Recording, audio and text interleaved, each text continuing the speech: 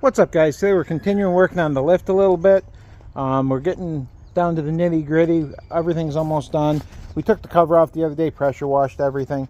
Today we're going to make some, I'm not sure exactly what you call them, but new rubber isolation things. These get pinched here, it's a metal plate, but as you can see, they've seen better days. So let's go in the garage and make some new ones.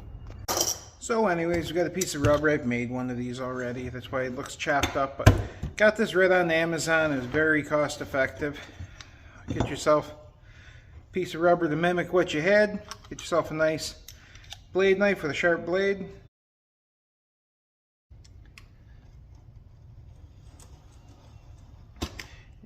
You could mark it out. You could do everything. I just found that tracing it works about the best. These are fairly crude, but just because they're crude doesn't mean you shouldn't do your best.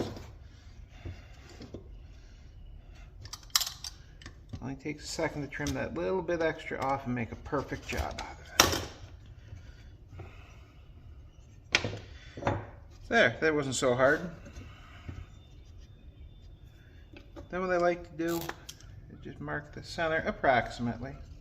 And what we did is I made a little punch. Obviously it's not hardened. Obviously if I was doing this 1,000 times a day I would have something hardened, but all this is just, it was an old something I had kicking around. I turned it down the lathe, put a little sharp edge on it, then I just eyeball it up.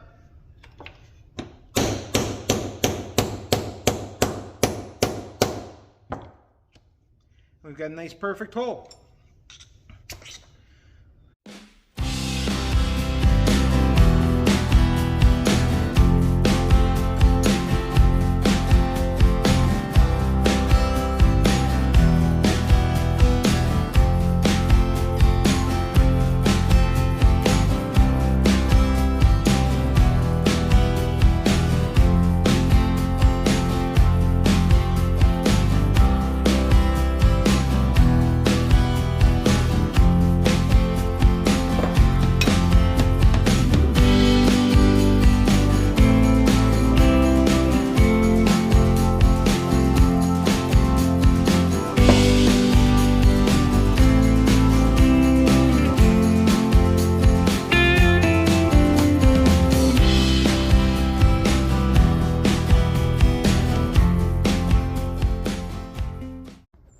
Okay, this has had a little bit of time to set up, so we're going to put these on. First thing we're going to do is put a little anti-seize on the bolts.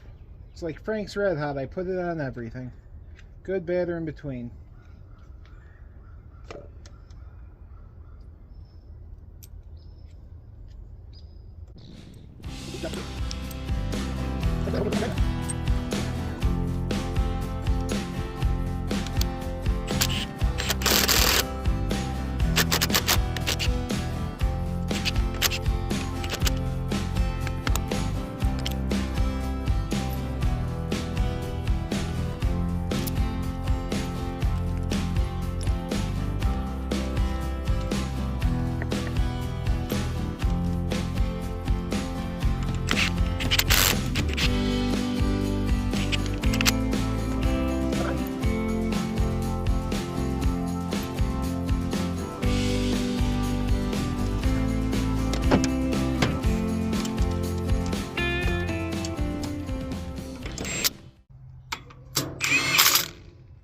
Okay, we're all set.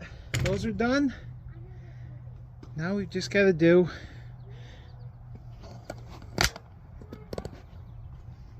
this one.